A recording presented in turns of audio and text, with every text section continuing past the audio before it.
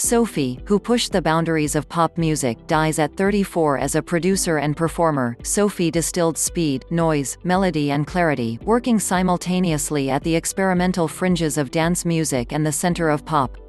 Sophie, an innovative producer and performer whose music distilled speed, noise, melody, clarity and catchiness into what would soon be called hyperpop, died on Saturday in Athens.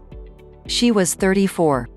Her death, after an accident, was confirmed in a statement from her management company, Modern Matters, which said that Sophie, who was Scottish, had been living in Greece, and that true to her spirituality she had climbed up to watch the full moon and accidentally slipped and fell.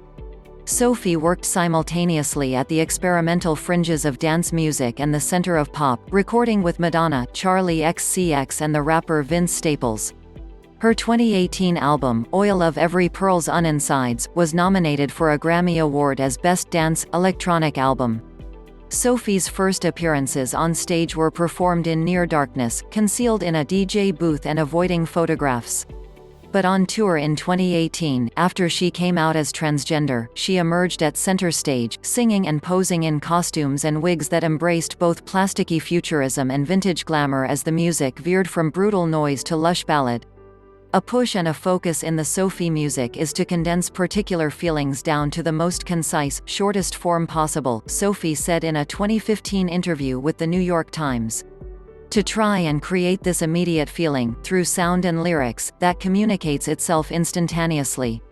Sophie Zion was born on September 17, 1986, in Glasgow.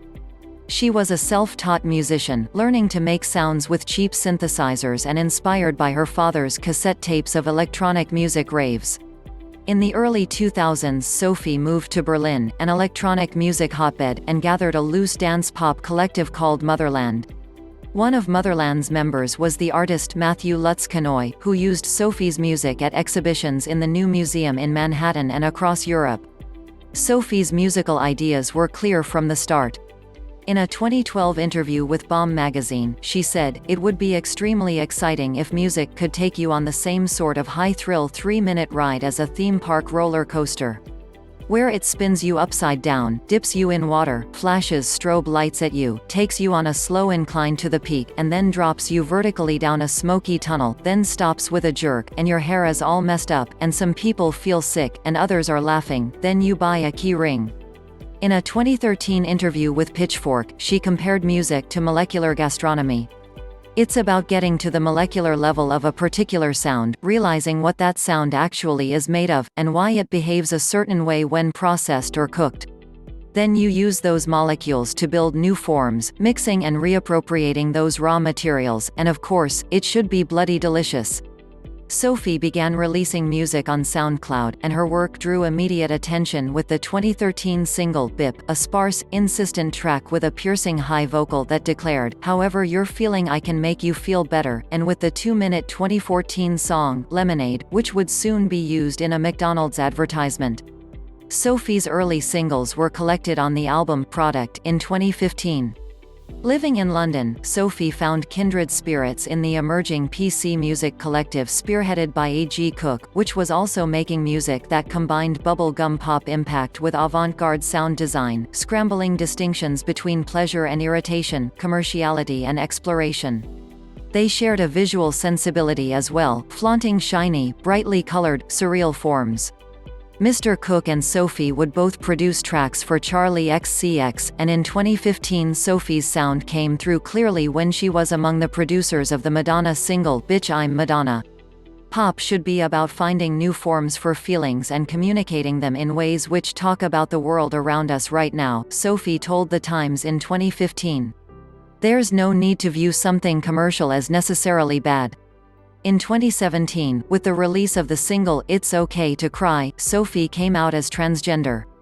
The song opened her full-length debut album, Oil of Every Pearl's Insides, which spanned harsh, aggressive electronics and ethereal meditation, with lyrics touching on identity, artifice and yearning. In an interview with Paper magazine, Sophie said, "An embrace of the essential idea of transness changes everything, because it means there's no longer an expectation based on the body you were born into, or how your life should play out and how it should end. Traditional family models and structures of control disappear.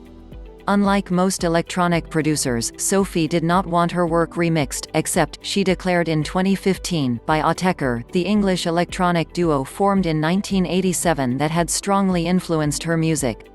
In 2018, her label, Numbers, sent Autechre the electronic stems that had been used to create her singles on Product. In 2020, Autechre sent back a remix of BIP, which was released on January 23. Sophie had just released Unisol, a jittery, crashing outtake from Product, on Thursday. Information about survivors was not immediately available.